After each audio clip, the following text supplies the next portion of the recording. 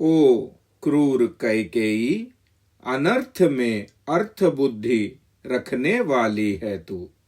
मुझे संताप देकर इस घर में बसाई गई है। मेरे कारण तू अपना कौन सा अप्रिय होता देख रही है, अथवा सबका निरंतर हित करने वाले श्री राम में तुझे कौन सी बुराई दिखाई दे गई। श्री राम को ऐसे संकट में देखकर समुद्र में डूबा हुआ समझकर पिता अपने पुत्रों को त्याग देंगे। अनुरागिनी स्त्रियां जो अपने पतियों को भी त्याग देंगी। इस प्रकार यह सारा जगत कुपित एवं विपरीत व्यवहार करने वाला हो जाएगा।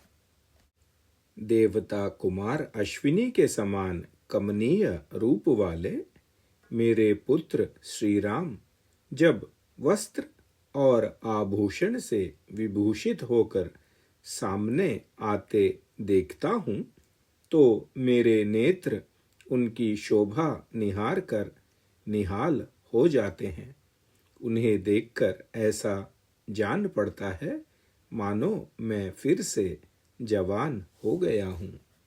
इस संसार का काम कदाचित सूर्य के बिना हो जाए, वज्रधारी इंद्र के वर्षा ना करने पर भी प्राणियों का जीवन सुरक्षित रह जाए, परंतु राम को यहाँ से वन की ओर जाते देखकर मैं कभी भी जीवित नहीं रह सकता।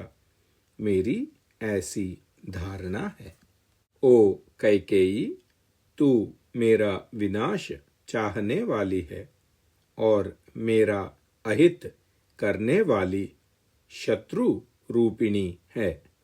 जैसे कोई अपनी ही मृत्यु को घर में स्थान दे दे, उसी प्रकार मैंने तुझे इस घर में बसा लिया है। यह खेद की बात है कि मैंने मोह वश में तुझ जैसे महाविशैली नागिन को चिरकाल से अपने अंग में धारण कर रखा है, इसलिए आज मैं मारा गया हूँ।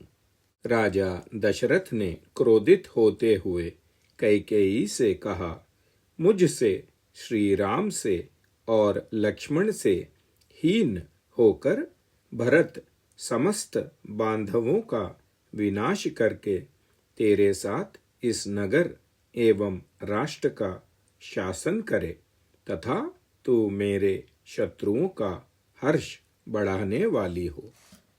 ओ क्रूर कैकेयी, तू संकट में पड़े हुए पर प्रहार कर रही है।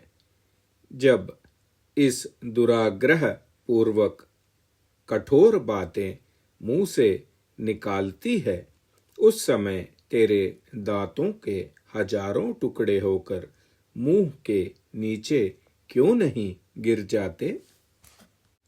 श्री राम कभी भी किसी का कोई अहित या अप्रिय कार्य नहीं करते, ना ही वह ऐसे वचन कहते हैं।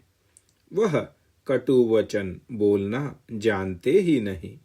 उनका अपने गुणों के कारण सदा सर्वदा सम्मान होता है। ऐसे मनोहर वचन बोलने वाले श्री राम को तू कैसे दोषित बता रही है, क्योंकि वनवास उसी को दिया जाता है जिसके बहुत से दोष सिद्ध हो चुके हैं। प्रताम्य वा प्रज्वल वा प्रणश्य वा सहस्रशो वा स्फुटितां महीं व्रज न ते करिष्यामि वचः सुदारुणं ममाहितं केकेय राजपांसने।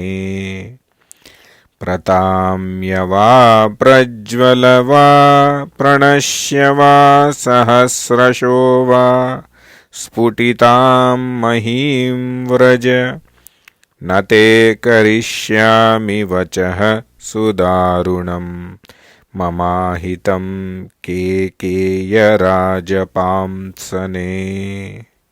एक छुरे के समान घात करने वाली है। बातें तो मीठी करती है, परंतु वे सदा झूठी और सद्भावना से रहित होती हैं। ओ कैकेयी, तेरा हृदय भाव अत्यंत दूषित है तथा तू अपने कुल का नाश करने वाली है।